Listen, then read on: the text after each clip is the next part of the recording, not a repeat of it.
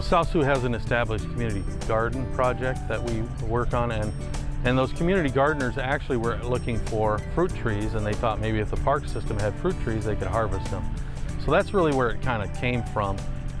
We then had, of course, the city had this 10-acre site, so we decided to put an actual community orchard in. So that was in 2014. We planted the garden, this orchard, and we have a large variety of different trees in here for apples, pears, plums, peaches, and several other different fruits. So these trees are just a little short of full production this year. Hopefully we'll get a pretty good crop. We're also now moving on to where we're putting in fruiting bushes, so that bearing bushes and things like that. So we will donate most of the fruit to either the people that come down and pick it from the community, or it'll go to food banks and things like that.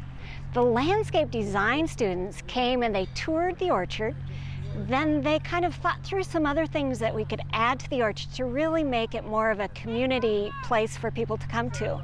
And so they drew up plans for us to be able to expand the orchard and expand the reach of what we do in the orchard.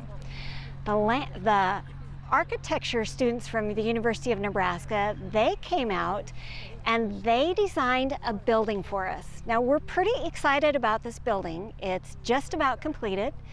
And in the top part of that building, we actually have a classroom.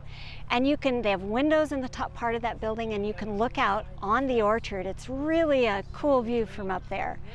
On the bottom part, we're so fortunate we have some storage for equipment.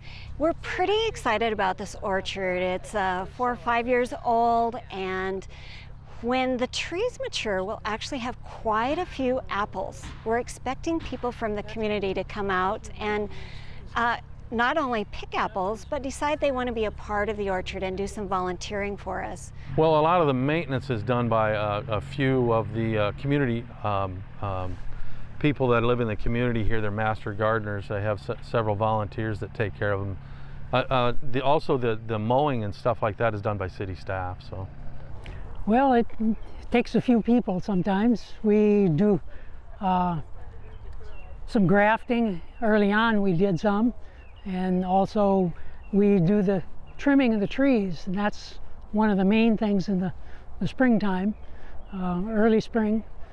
And eventually what it's going to get down to is we'll need more and more volunteers as our production gets going to actually pick the apples. I estimated that we'd probably get anywhere from 500 to maybe 900 bushels of apples, or apples and fruit, because we have pears and cherries and peaches also, but apples are the main thing. Well, I think it helps to bring the community together as much as anything. It gets people out from the house, and that's hopefully what will happen with a community garden. People will come out and meet each other.